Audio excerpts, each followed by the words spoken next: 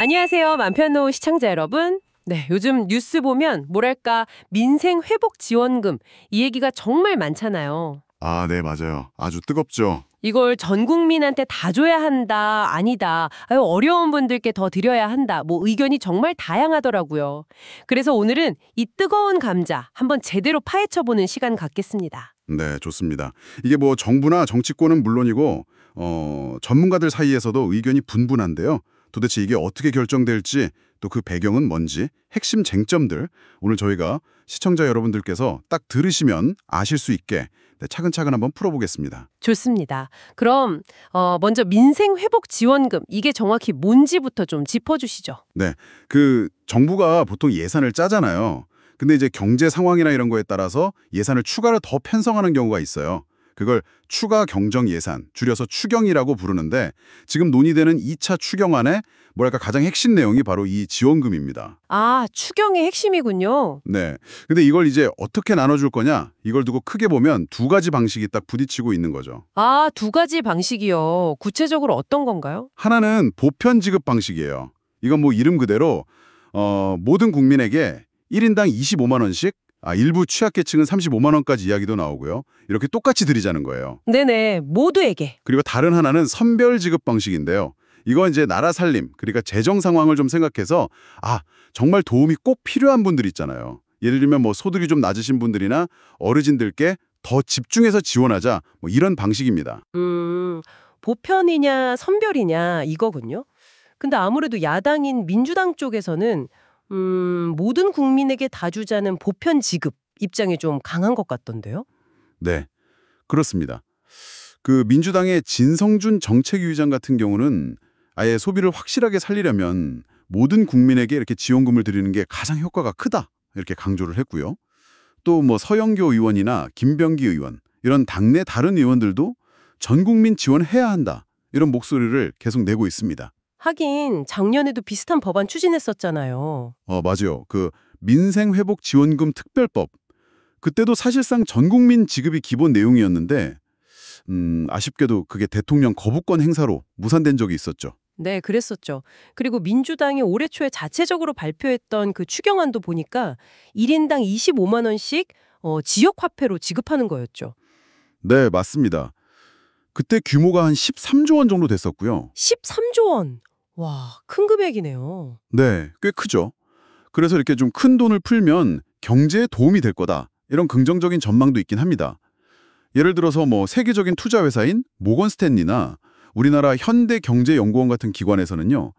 이런 방식의 지원이 우리나라 전체 경제 성장률을 한 0.2%에서 많게는 0.5%포인트 정도, 그 정도 끌어올릴 수도 있다. 이렇게 분석하기도 했습니다. 오, 경제 성장률을 0.5%까지요? 그건 상당한 효과인데요. 네, 뭐 그럴 수 있다는 분석이 있는 거죠. 소비가 늘어나니까요. 근데 또 반대로 보면 정부나 여당 쪽에서는 조금 뭐랄까 신중한 기류가 느껴져요. 아무래도 나라 돈 쓰는 거니까 재정 걱정을 안 할 수가 없을 것 같은데. 정확히 보셨습니다. 그럴 수밖에 없는 게요. 이번 2차 추경 규모가 아마 20조 원을 훌쩍 넘을 걸로 지금 예상되거든요. 20조 원 이상이요? 네. 근데 현재 정부 재정 상태가 그렇게 넉넉하지가 않습니다. 이미 올해 한번 1차 추경으로 12조 8천억 원을 썼고요. 나라 빚, 그러니까 국가 채무는 이미 1280조 원을 넘어서서 이게 우리나라 1년 총생산, GDP 대비 거의 절반 수준이에요. 48.4%에 달합니다. 와, GDP의 절반 가까이가 빚이라니 부담이 크겠네요. 그렇죠. 이 비율이 높다는 건 뭐랄까 정부가 빚 부담 때문에 새로운 사업에 투자를 하거나 아니면 혹시 모를 경제 위기 같은 거에 대응하기가 점점 더 어려워진다는 뜻이거든요. 게다가 지금 당장 쓸 수 있는 여윳돈, 그러니까 잉여금도 거의 바닥이라서 이번 추경 예산을 마련하려면 대부분 또다시 나라빚, 즉 국채를 발행해야 하는 상황입니다. 아, 또 빚을 내야 하는군요. 네, 그러다 보니 이런 재정 부담 때문에 대통령실이나 기획재정부 같은 곳에서는 아무래도 선별 지급 가능성을 좀 더 비중 있게 검토하고 있는 거죠. 하긴 들어보니까 민주당 이재명 대표도 예전에는 보편 지원을 강화하게 얘기했지만 요즘에는 뭐 상황에 따라서는 차등 지원이나 선별 지원도 괜찮다. 약간 이런 유연한 입장을 보였다는 얘기도 있더라고요. 네, 맞아요. 그런 보도도 있었죠. 그리고 정부 내에서도 국정기획위원회 같은 곳에서 이 지원 방식을 계속 논의 중이고요. 일부 여당 의원들 사이에서도 이게 정말 정책 효과를 높이려면 정말 어려운 취약계층에게 집중해서 지원하는 선별 지원이 더 적절하다. 뭐 이런 의견들이 나오고 있습니다. 그렇군요. 그런데 예전에 우리가 코로나 때 전 국민 재난지원금 받았었잖아요. 네, 기억나시죠? 그때 근데 생각보다 사람들이 그 돈을 바로 막 쓰지 않고 저축을 하거나 빚 갚는데 많이 썼다. 뭐 이런 분석 결과도 있지 않았어요? 아, 네. 그게 아주 중요한 포인트입니다. 우리나라 국책 연구기관인 한국개발연구원, KDI라고 하죠. 네, KDI. 네, 거기서 분석한 게 있는데요. 문재인 정부 시절에 1차 재난지원금으로 14조 원을 풀었을 때 실제로 국민들이 받은 돈의 약 70% 정도, 그 정도는 소비로 바로 이어지지 않고 저축을 하거나 기존에 있던 빚을 갚는 데 사용됐다고 합니다. 70%나요? 생각보다 엄청 많네요. 그렇죠. 그래서 그때 기대했던 것만큼 막 경제가 확 살아나는 그런 부양 효과는 크지 않았다. 이런 분석이 나온 거죠. 그럼 돈을 풀어도 실제 소비로 안 이어질 수도 있다는 거네요? 네, 그럴 가능성이 있다는 거죠. 또 한 가지 좀 생각해 볼 점은요. 만약에 이걸 지역 화폐 형태로 지급하게 되면 그 돈을 쓸 수 있는 곳이 좀 제한적이잖아요. 그렇죠. 동네 가게나 뭐 전통시장 이런 데서 주로 써야 하니까. 네. 그러다 보니 특정 동네 상권이나 뭐 일부 업종에만 혜택이 좀 쏠릴 수 있고 반대로 뭐 대형마트나 백화점 자주 이용하시는 분들은 좀 불편할 수도 있고요. 또 지역 간의 혜택 차이가 나는 그런 불균형 문제도 생길 수 있다. 이런 우려도 제기됩니다. 하긴 지역화폐가 그런 점은 있겠네요. 물론 근데 그렇다고 전국민 지원이 무조건 뭐 나쁘다, 효과가 전혀 없다, 뭐 이런 뜻은 아니겠죠? 그럼요. 어려운 시기에 국민 모두에게 조금이라도 이렇게 힘이 되어드릴 수 있다는 그런 의미도 분명히 있는 거니까요. 네, 맞아요. 위로의 의미도 있고. 결국 이제 핵심은 이거 같습니다. 빠듯한 나라 살림 속에서 어떻게 하면 국민들의 어려움을 좀 덜어드리면서 동시에 우리 경제에도 좀 실질적인 도움을 줄 수 있을까? 그 사이에서 어떻게 균형점을 잘 찾아야 하는가? 이게 문제인 거죠. 균형점 찾기가 참 어렵겠네요. 그렇죠.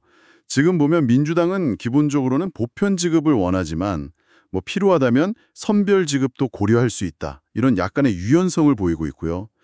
정부 역시도 재정 현실을 감안해서 가장 효과적인 방안이 뭘지 계속 고민하고 있는 중입니다. 네, 앞으로 그럼 정부와 국회가 어떤 결정을 내릴지 정말 중요하겠네요. 뭐 당장 우리 시청자 여러분들 살림살이에도 직접적인 영향이 있을 테니까요. 네, 맞습니다. 아마 오는 8월쯤으로 예상되는데요. 국회에서 이 추경 예산안을 이제 본격적으로 논의하게 될 겁니다. 그 과정에서 정부와 여야가 어떻게 협상하고 또 어떻게 합의를 보느냐에 따라서 최종 지급 방식이나 금액, 또 시기 같은 게 다 결정될 거거든요.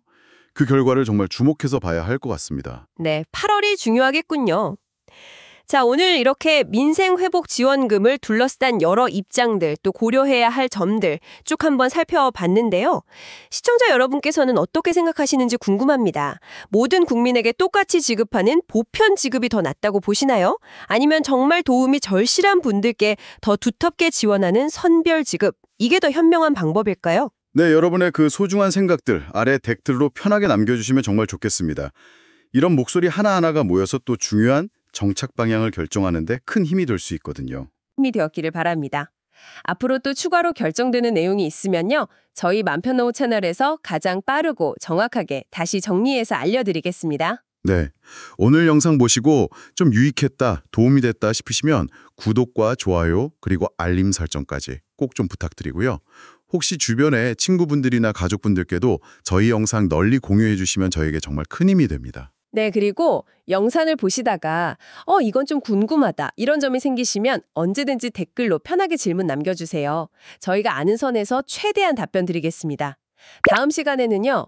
정부가 70만 원 준다고 냉난방비 지원 지금 신청 안 하면 손해라는 아주 솔깃하고 유용한 정보로 찾아뵐 예정이니까요. 다음 영상도 꼭 시청 부탁드립니다. 네, 꼭 시청해 주세요. 오늘 함께해 주셔서 감사합니다. 감사합니다.